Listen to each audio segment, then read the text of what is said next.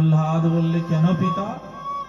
হরি ভক্তির কথা তো সকল শাস্ত্রেই আছে, সকল শাস্ত্রেই আছে। তাহলে শোন, আমার গুরু শুক্রাচার্য, তোর গুরু ষণ্ড অমর্ক, এরা কি শাস্ত্র পড়েনি? বলে পড়েছে। তাহলে এদের হরি ভক্তি হয়নি কেন? বলল, পিতা, শাস্ত্র পড়লে আর শাস্ত্র শুনলে হরি ভক্তি হয় না। তাহলে কি করলে হরি ভক্তি হয়? বলছে, শুনুন পিতা, নৈষাঙ্গে মতি স্তাব দুরুক্রমাগ্রী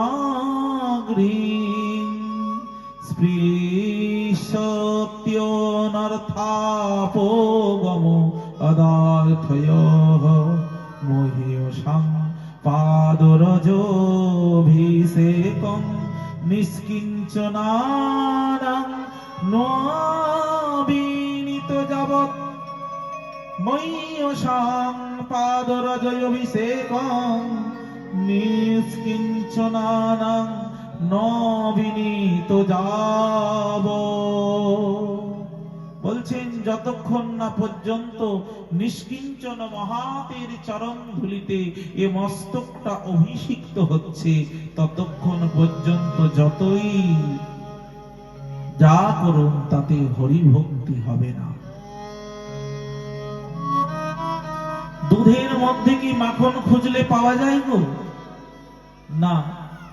দুধের মধ্যে যেমন মাখন খুঁজলে পাওয়া যায় না, দধিকে মন্থন করার পরে মাখন পাওয়া যায়, তদ্রূপ শাস্ত্র পড়লেই আর শাস্ত্র শুনলেই হরি ভক্তি পাওয়া যায় না, হরি ভক্তি হয় না। কখন হয়?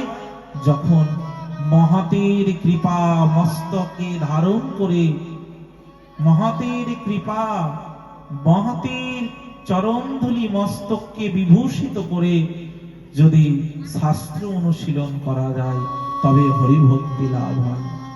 আপনার গুরু শুক্রাচার্য, আমার গুরু ষণ্ডামার্ক, এরা শাস্ত্র পড়েছে, কিন্তু এরা মহতের কৃপা চরণধুলি মস্তকে বিভূষিত করে এরা শাস্ত্র অনুশীলন করেনি, তাই তো এদের হরি ভক্তি হয়নি। যখন এই সব কথা বলেছে, তখন হিরণ্যকশিপু রেগে গিয়ে বলছে, ওরে দুরাত্মারী, চন্দন বনে তুই দৈত্যরূপী চন্দন বনে, আর তুই কিনা কণ্টক বৃক্ষ জন্ম নিয়েছিস,